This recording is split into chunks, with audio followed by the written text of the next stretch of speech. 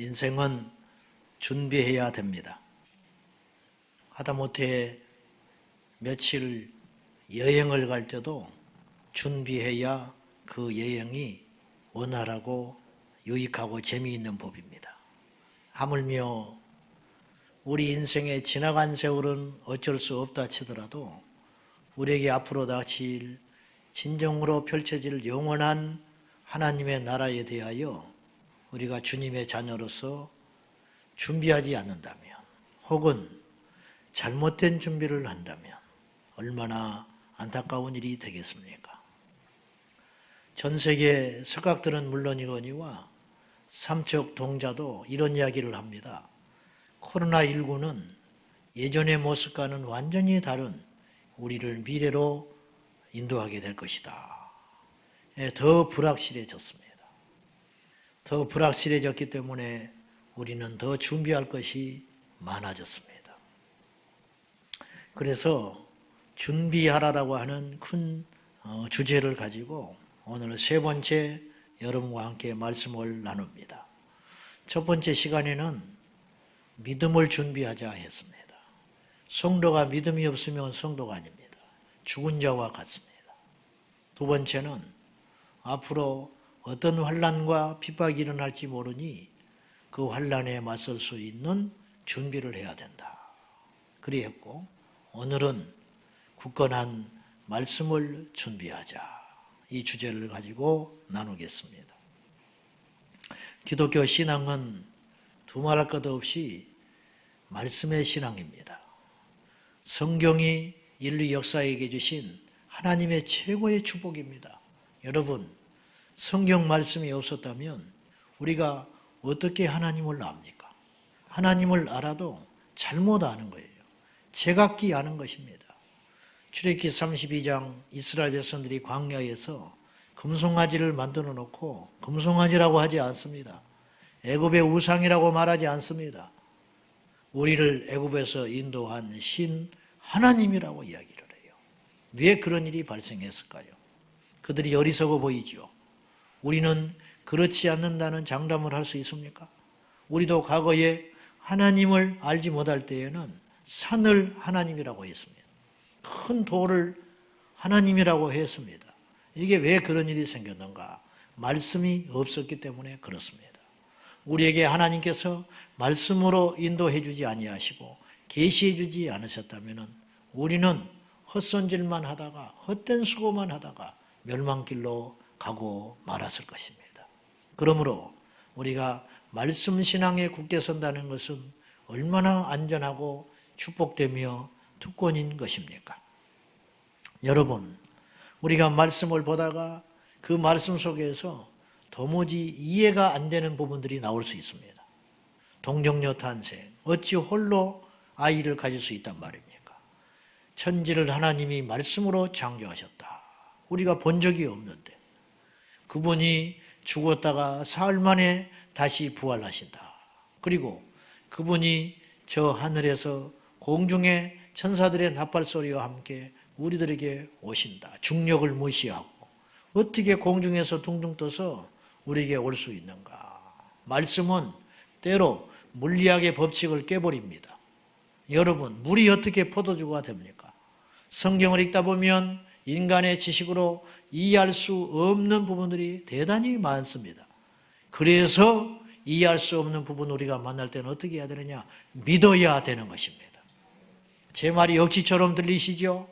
그래서 기독교 신앙은 알고 믿는 것이 아닙니다. 믿으면 알게 됩니다. 놀라운 역사예요. 저는 성경을 읽다가 이해가 안 되면 믿어버립니다. 믿어버려요. 여러분, 의사가 아닌데 병을 고칩니다.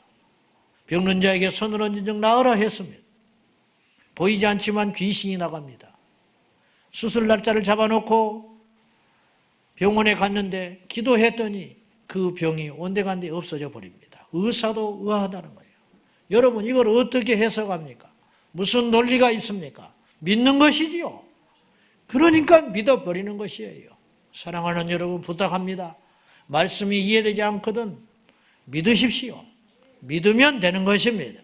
믿으면 역사가 일어나고 믿으면 내가 살게 되는 것이지요. 하나님의 말씀은 하나님과 통하는 유일한 길입니다. 사람과도 대화가 없고 말이 없어지면 소통이 없게 되고 소통이 고통이 돼버리는 거지요. 마찬가지예요. 말씀이 없으면 우리는 하나님의 계획을 알 수 없어요. 말씀이 없으면 하나님의 의도를 알 수가 없게 되는 것입니다. 거꾸로 말해 봅시다. 우리는 답답하게 주님을 믿을 수 있는 자로 고아처럼 버려두지 않았어요. 우리에게 말씀을 주심으로 내 발의 등, 내 인생길의 빛으로 우리 주님께서 인도하고 계시는 것입니다. 오늘 시편 119편은요 정말 놀라운 책입니다. 성경에서 176절로 되어 있는 가장 긴 성경장인데 이 시편 119편은 누가 지었는지 알 수 없어요. 작자가 미상입니다. 그런데 말씀이라고 하는 하나의 주제를 가지고 이렇게 길고도 긴 시를 지어서 하나님 앞에 올릴 수 있다는 것이 인간의 작품일 수 없다는 거예요. 너무 경이로운 것이에요. 보십시오. 말씀, 규례, 율례, 법도 똑같은 말이거든요. 이 말씀 모든 구절 거의 90% 이상 구절 짧은 구절 한 구절 176절에 다 말씀이라는 의미의 단어들이 들어가 있어요. 105절 한번 보십시오. 주의 말씀은 내 발의 등이요 내 길의 빛이니이다. 106절 주의 의로운 규례들을 지키기로 맹세하고 굳게 정하였나이다. 107절 나의 고난이 매우 심하오니 여호와여 주의 말씀대로 나를 살아나게 하소서. 고난당한 인생 사는 길은 말씀입니다. 앞이 보이지 않을 때 그 앞을 헤쳐갈 수 있는 유일한 길은 바로 등이요 빛인 말씀을 붙잡고 가면 하나님께서 미련한 우리들을 말씀으로 인도하사 우리를 생명의 길 푸른 초장 사는 길로 인도해 주시리라 믿습니다. 신명기 8장 3절 다 같이 시작. 너를 낮추시며 너를 줄이게 하시며 또 너도 알지 못하며 내 조상들도 알지 못하던 만나를 내게 먹이신 것은 사람이 떡으로만 사는 것이 아니요 여호와의 입에서 나오는 모든 말씀으로 사는 줄을 내가 알게 하려 하심이니라. 왜 광야길로 인도했는지 아느냐? 양식으로 사람이 살 수 없어. 양식으로 사는 자는 이 땅의 사람이야. 그러나 내 백성은 이 땅의 양식으로 내가 먹이지 않아. 바로 하늘의 양식으로 먹여. 하늘의 양식이 무엇이냐? 내 입에서 나가는 양식 말씀이야. 말씀을 먹고 산다. 말씀을 믿으면 사는 길이 열린다. 이게 안 믿어지잖아요. 안 믿어지니까 만나라고 하는 것을 주는 거예요. 너희들이 내 말만 들으면 날마다 하늘에서 만나를 공급해 주므로 너끈히 살 수 있어. 광야에서 굶어 죽은 자가 없었어요.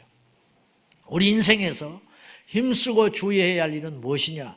땅의 소산물에 씨 뿌리고 열심히 농사 짓는 것에 관심을 두지 말고 어떻게 하면 하나님 말씀을 지킬까? 어떻게 하면 하나님의 계획대로 살아볼까?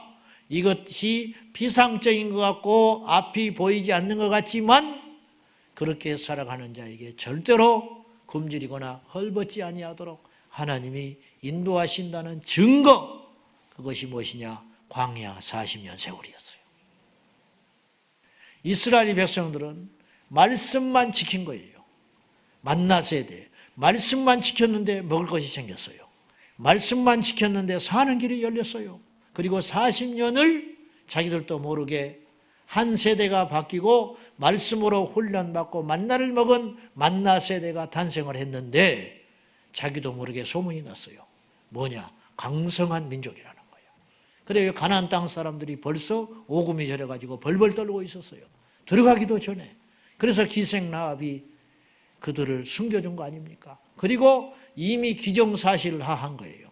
당신들이 가나안 땅에 들어오면 파죽 지세로 우리는 상대가 되지 않는다. 그러니 우리 집안을 살려달라.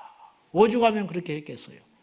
바로 이것이 말씀을 지킨 자의 복이요 능력인 줄로 믿습니다. 그러므로 말세를 만나 앞으로 장차 다가올 불확실한 미래 가운데 우리의 진정한 양식거리, 우리의 진정한 무기, 우리의 진정한 힘은 바로 말씀인 것입니다. 자, 과거에는 말씀 자체가 아주 희귀했어요. 무슨 말이냐면 말씀을 듣고 싶어도 들을 수 없었어요. 우리나라에 말씀이 들어온 지가 150년이 안 됐어요. 그 전에 사람들은 말씀을 듣고 싶어도 못 듣고 믿고 싶어도 못 믿고 배우고 싶어도 못 배운 시대가 있었다 이 말입니다. 얼마나 어둡고 영적으로 불쌍한 시대를 우리 선조들이 지낸 것입니까? 그런데 오늘 우리는 어떻습니까?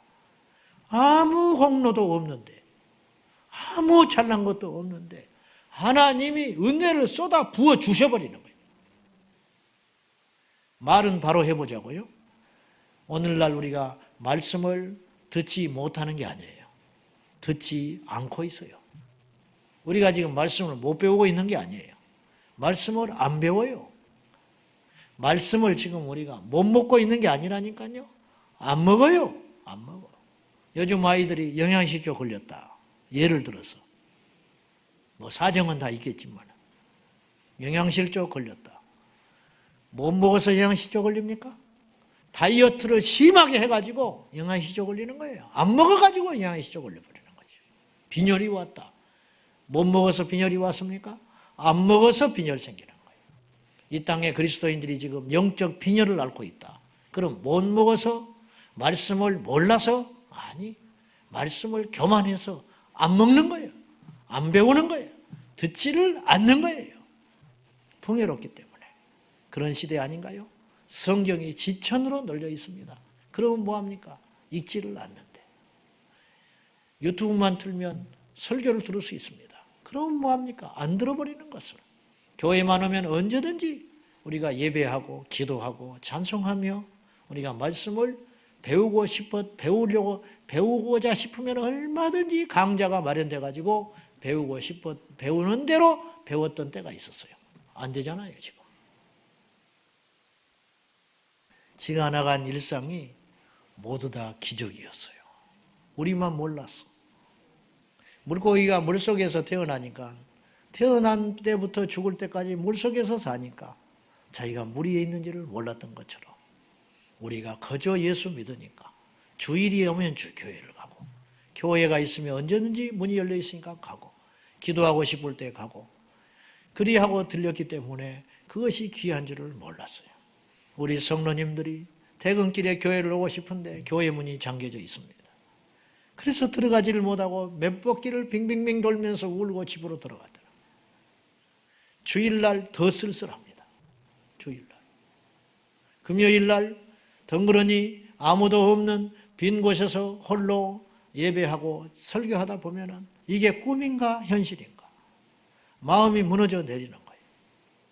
주변이 차로 팍팍하게 차고 예배당에 30분 1시간 전에 와서 예배드렸던 성도들이 오고 싶은데 올 수가 없는, 이것이요 몇 달에 걸쳐서 이런 일이 생긴 게 아니고 한 주 만에 이런 일이 생겨버려요. 한 주, 며칠 만에. 우리 하나님께서 우리에게 주신 경고의 메시지예요. 너희들이 귀하게 여기지 아니하면 언제든지 빼앗아갈 수 있다. 우리 하나님은 빛만 만드는 분이 아니에요. 이사야서에 보면은 우리 하나님은 어둠도 창조하신다 그랬어요. 이야, 빛이 없는 게 어둠이 아니고 어둠도 하나님 만들어버리는 거예요. 하나님은 주시기도 하시지만 빼앗아 가기도 하시는 분이에요. 우리 하나님은 살리기도 하시지만 죽이지 않아서 그렇지 능히 죽이기도 하시는 분이라는 것을, 우리에게 마냥 주시는 분만 아니라는 것을 이번 코로나19 사태를 통하여 균형 잡힌 신앙으로 하나님을 사랑하고 하나님을 경외하는, 그리고 하나님을 두려워하는 믿음으로 온전히 회복될 수 있기를 예수님의 이름으로 축원합니다. 성경의 가치를 아십니까? 말씀의 가치를 아십니까? 제가 자주 언급했지만은 시베리아 불꽃의 주인공인 아놀드 로제 형제, 이분은 산 순교자로 살다가 하나님 품에 갔어요. 시베리아 벌판 얼음을 깨고 영하 45도에서 침례를 받아요. 그런데 영하 45도에서 침례를 받으면서도 울고 감격하면서 하나님께 감사하는 거예요. 왜냐? 추울 때는 영하 65도까지 갈 수 있는데 영하 45도에 비밀경차들의 눈을 피해가지고 침례받을 수 있음에 감사하다. 그러니 그들의 일생의 소원은 침례받는 거. 침례받다 죽어도 괜찮다는 거예요. 들키면 죽는데 침례를 받는 거예요. 우리나라를 보십시오. 교회를 1년, 2년 다니다 보면 본인의 의지와 상관없이 주변에 압박이 들어옵니다. 세례를 받아야 된다고. 세례를 받는 목적이 뭐냐? 세례를 받아야 집사도 되고 교회에서 사람 구실할 수 있으니까 세례를 받으라고. 그래가지고 본인은 술, 담배도 못 끊고 죄도 정리하지 않고 뭐가 뭔지도 모르는데 성경을 제대로 알지도 못하면서 강요에 의해가지고 세례를 받습니다. 문답도 그냥 그럭저럭 받고 세례받는 당일까지도 감동도 감격도 없이, 모두 다 그런 것은 아니겠지만은 그날도 우물쭈물하면서 뒤늦게 나타나가지고 억지로 머리에 물기 얹어가지고 세례받았다고. 군대 가서 받는 세례는 더 심해. 주일날 초코파이 준다고 하니까 가가지고 머리에 끼얹고 무슨 의미인지도 모르고 끽끽거리면서 세례받고는 나중에는 잊어버려요. 그래가지고 나중에 사회에 나와가지고 세월이 흐른 다음에 교회에 가다 보니까 내가 세례를 받았는지 안 받았는지 몰라요. 그래가지고 저한테 이렇게 이야기하는 거예요. 목사님, 확인 차원에서 한 번 더 세례 받으면 안 될까요? 받았는지 안 받았는지 자기가 모르겠다는 거예요. 도대체 이런 일이 어떻게 일어나냐 이 말이죠. 우리가 풍요 속에 살다 보니까 귀한 줄을 모르게 된 것이에요. 사랑하는 여러분, 우리 이렇게 믿으면 큰일 납니다. 이렇게 아니라면 안 됩니다. 이쯤 한 것이 다행인 줄 아십시오. 완전히 뺏어가 버리면 어떡하겠습니까? 영상으로라도 예배할 수 있으면 다행인 줄 아세요. 현장으로라도 어거지를 쓰고 나와서 예배 드리면 드릴 수 있잖아요. 이 정도의 조건과 여건을 허락해 주신 것으로 인하여 우리 하나님 앞에 가슴을 쓸어내리면서 용서를 빌고 회개해야 하는 것 아니겠습니까? 여러분, 말씀의 가치를 잊지 마십시오. 말씀의 홍수 속에 사니까 말씀이 귀한 줄을 모르고 언제든지 들을 수 있고 배울 수 있고 알 수 있다고 기고만장했던 우리의 모습들을 철저히 내려놓고 오직 말씀이 얼마나 중요하고 소중한지 아는 저와 여러분 될 수 있기를 축복합니다. 성도들 중에는 두 종류가 있어요. 말씀이 차 있는 성도가 있고 말씀 신앙으로 무장된 성도가 있고 교회를 그토록 오래 다녔지만 빈 깡통처럼 말씀이 없는 성도가 있어요. 그러면 말씀이 없으면 그 자리를 대신하여 뭔가 버티는 게 있어야 할 거 아니에요. 그게 뭐냐? 자신의 의지, 자신의 결단, 자신의 감정, 자신의 기분, 자기의 열심. 여러분, 이건 언제든지 무너져 버려요. 이건 모래 위에 세운 집과 같아요. 감정신앙, 기복신앙, 열정신앙, 기질신앙, 이것은 하루아침에 믿을 수 없어서 무너져 버리는 거예요. 그러면 어디에서 서야 되는가? 말씀신앙에 굳게 서야 됩니다. 말씀신앙에 서면 예수님의 비유처럼 풍랑이 일고 바람이 불어도 말씀 위에 굳건하게 세워진 신앙은 반석 위에 세워진 신앙이 되어서 결코 무너지지 않습니다. 여러분, 성경을 책으로 읽으면 예수님 못 만납니다. 그래서 신학은 구원을 못 주는 거예요. 말씀을 먹어야 사는 거예요. 음식을 왜 만듭니까? 음식은 취미로 만드는 게 아니에요. 음식은 보이라고 만드는 게 아니에요. 음식은 냄새 맡기 위해서 만드는 게 아니에요. 음식은 먹기 위해서 음식을 만들듯이 말씀을 왜 읽습니까? 읽는 것이 목적이 아니라니까요. 말씀을 배우는 게 목적이 아니라니까요. 요한일서 1장 1절에 보면은 태초에 있는 생명의 말씀에 관하여는 3단계로 말씀을 아는 자들이 있다. 첫째, 귀로 들은 바요. 귀로 들은 자가 있어요. 귀로 들은 자는 눈으로 본 자를 따라가지를 못합니다. 그렇잖아요. 여러분, 듣는 것보다 보는 것이 더 확실하거든요. 백문이 불여 일견이라. 그래서 귀로 듣는 사람, 두 번째 보는 사람 더 정확히 알지요. 그런데 만진 사람은 못 따라가는 거예요. 귀로 듣는 사람, 눈으로 본 사람, 아니 확실하게 만지고 경험하고 체험한 사람, 음식을 먹는 사람이, 냄새 맡는 사람이 배부르지 않는다니까요. 그래서 성경은 우리에게 요구합니다. 이 두루마리를 먹으라.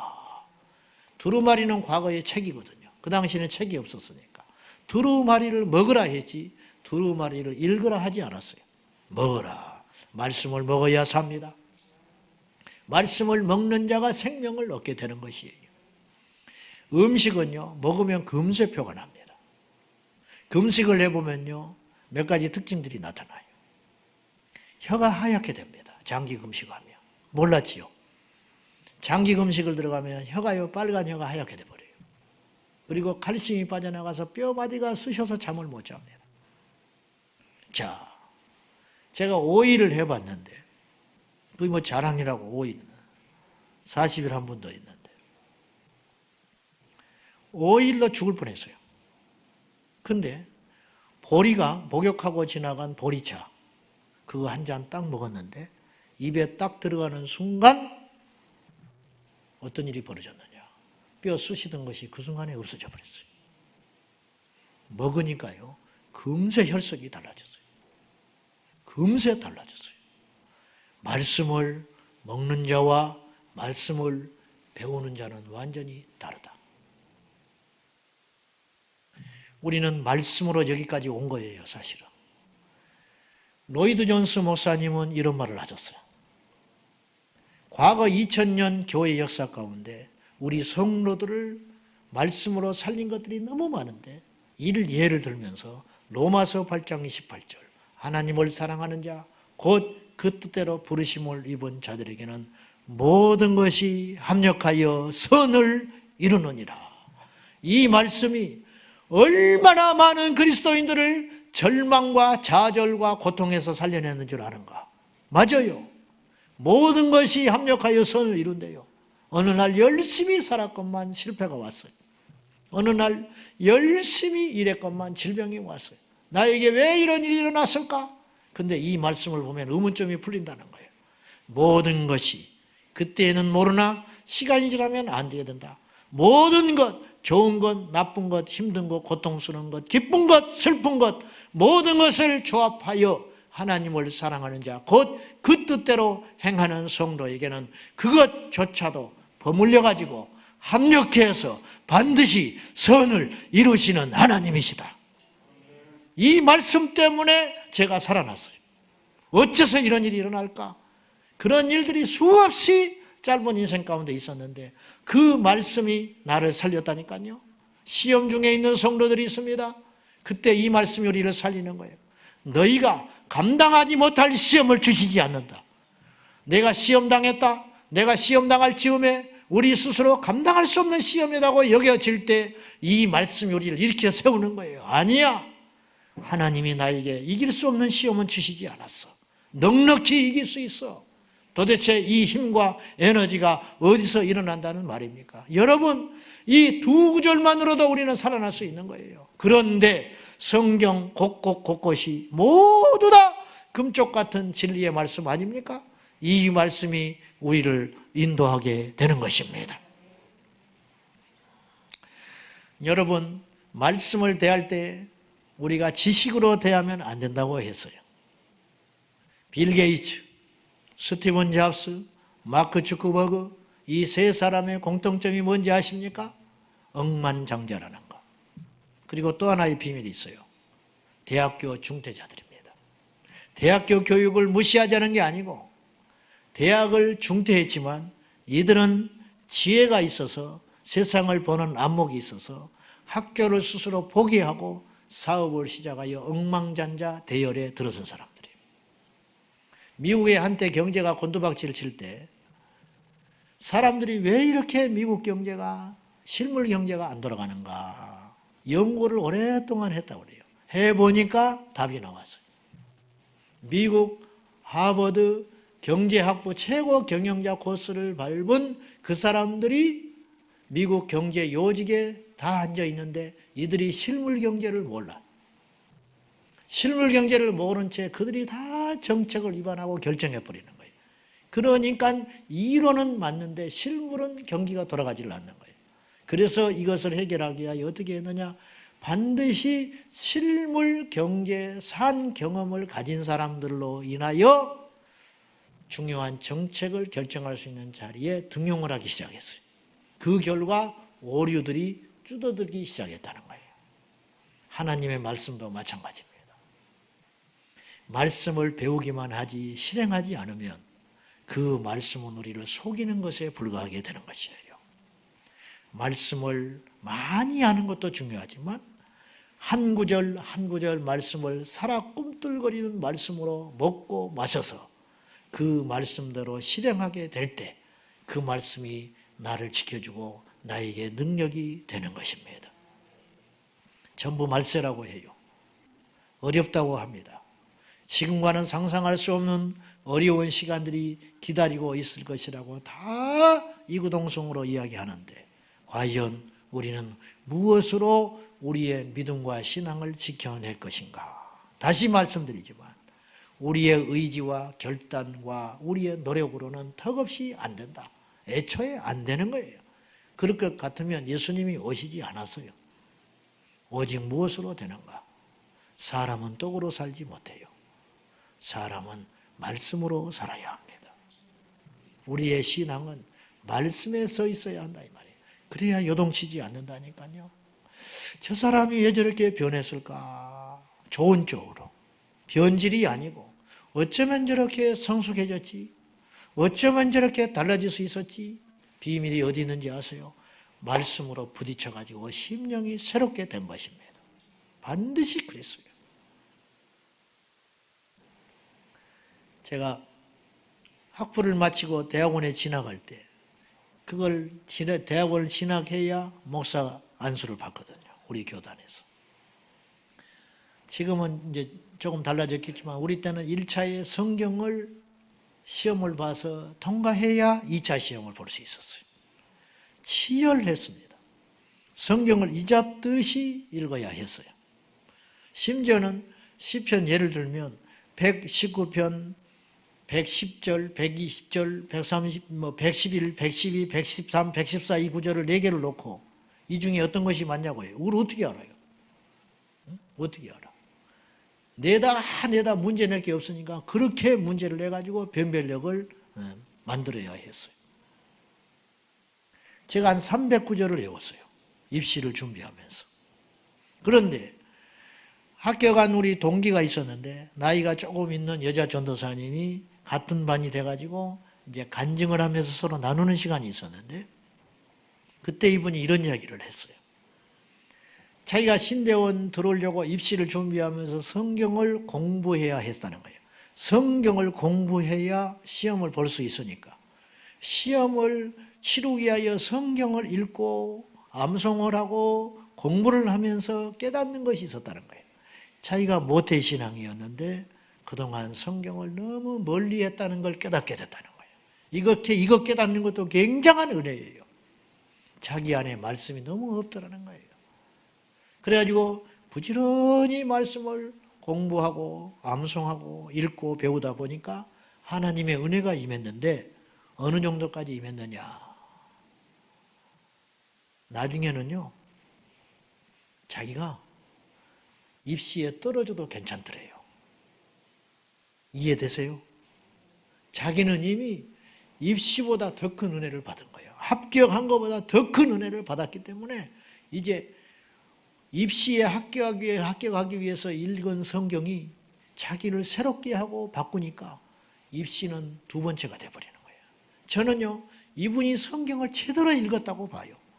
그리고 덤으로 합격시켜줬다면서 이분이 울어요. 자기는 이미 다 은혜를 받아버렸다는 거예요. 저는 이분의 심정을 이해할 것 같습니다. 성경은 이렇게 읽는 것입니다. 말씀은 이렇게 대하는 것입니다. 말씀은 수단이 아닙니다. 말씀은 목적입니다. 말씀대로 사는 것이 우리의 목적이지 말씀을 읽어서 복을 받는 것이 아니에요. 말씀대로 사는 것이 목적이어야 합니다. 말씀대로 살다 보면 어느 날 돌아보니 병이 나 있고 말씀대로 살다 보면 어느 날 돌아보니 응답을 받았고, 말씀대로 살다 보면 어느 날 뒤를 돌아보니 내가 변했고, 말씀대로 살다 보니 어느 날 뒤를 돌아보니 유혹에서 건짐받았고, 말씀대로 살다 보니 어느 날 뒤를 돌아보니 순교를 하게 되었고, 말씀대로 살다 보니 어느 날 뒤를 돌아보니 우리가 천국에 들어가 있게 될 것입니다. 사랑하는 우리 성도 여러분, 이 마지막 날에 입버릇처럼 말하던 마지막 날이 우리에게 생각보다 빨리 오게 될지 모르겠습니다. 이때 우리가 무엇을 준비해야 될까? 허둥지둥하지 말고 여기 있다 저기 있다 하는 가짜 그리스도에게 쏠려다니지 말고 어떤 풍랑과 핍박과 시련 가운데서도 무너지지 않는 말씀 신앙 반석에 세워지는 믿음으로 잘 준비하셔서 언젠가 우리 손에서 성경을 빼앗길 날도 올 수 있을지 모릅니다. 주기를 빼앗기고 예배를 빼앗기고 기도를 빼앗기는 현실에 우리가 직면했듯이 어느 날 우리 손에서 말씀을 빼앗길 날이 올지 모릅니다. 마치 동방의 예루살렘이라고 일컫던 평양성이 성경을 빼앗기고 예배당을 빼앗기고 주의를 빼앗기듯이 우리에게도 그런 날이 오지 않는다고 어찌 보장하겠습니까? 그러므로 우리의 후대를 말씀으로 세워야 되겠습니다. 우리 집안에서 가정예배를 강화해야 됩니다. 아둘람 세마스코를 통하여 우리 다음 세대를 세상의 지식세대가 아닌 하나님 만나 말씀 세대로 이 광야 같은 어려운 세대에 여리고성을 정복하며 가나안 땅에 들어갈 수 있는 말씀 세대를 철저히 우리가 무장시켜 하나님의 나라를 세워가는 저와 여러분이 꼭 될 수 있기를 축복합니다. 성도 여러분, 여러분의 마음 중심 심장에 여러분의 의지와 노력이 있습니까? 아니면 말씀이 있습니까? 기도하겠습니다. 살아계신 아버지 하나님, 우리의 중심에 감정이 있지 않기를 원합니다. 우리의 마음 중심에 우리의 노력과 우리의 재능과 우리의 기질이 있지 않기를 원합니다. 우리 마음의 중심에 말씀이 있게 하여 주시옵소서. 마지막 날이 다가온다고 이구동성으로 이야기합니다. 허우둥지둥 무엇을 할까 고민하지 말고 말씀으로 무장하게 하여 주셔서 반석 위에 세워지는 신앙으로 준비되게 하여 주옵소서. 예수님의 이름으로 기도 올리옵나이다. 아멘.